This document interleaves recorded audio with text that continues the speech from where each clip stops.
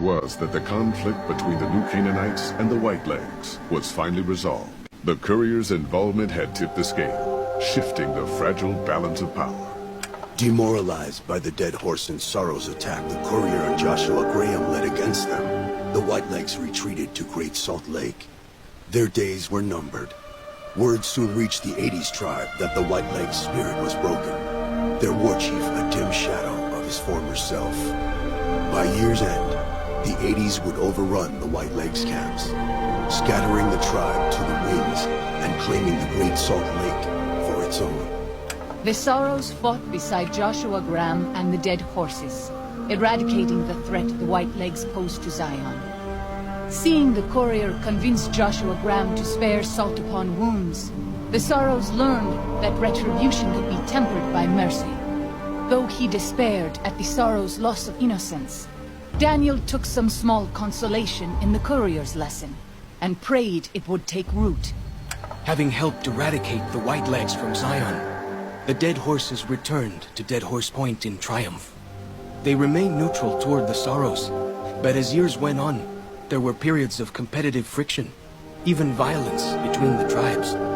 The New Canaanites, Daniel especially, intervened regularly as mediators, but found it difficult to reconcile the tribe's conflicts. The defeat of the Whitelegs in Zion marked a turning point in the fortunes of the Happy Trails Caravan Company. Every 2 months, the caravan met with the New Canaanites in Zion Valley to trade.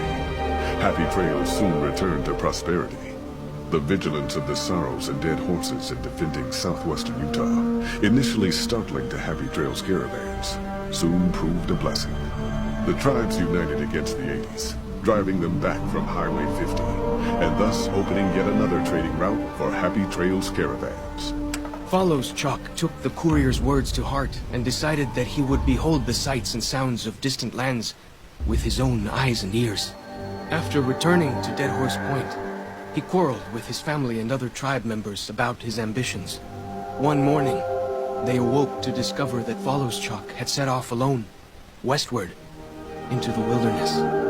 He was never seen again. Waking Cloud was distraught when she learned of her husband's death, but took comfort from her tribe and the compassion of the New Canaanites. She forgave Daniel for having concealed her husband's fate from her, and learned to accept his fate. When her grief faded, she took a husband from the Dead Horse tribe. At her bidding, he stayed close to home. The threat of the Whitelegs ended. Joshua Graham helped the Sorrows and Dead Horses tend to their fallen comrades and secure Zion. The courier's words had stayed Joshua's wrath in his darkest hour, and in sparing salt upon wounds, he was changed. While he continued to advocate militant opposition to the enemies of New Canaan, he sometimes showed quarter to those who crossed his family. Eventually, this new spirit would diminish the myth of the burned man in distant lands.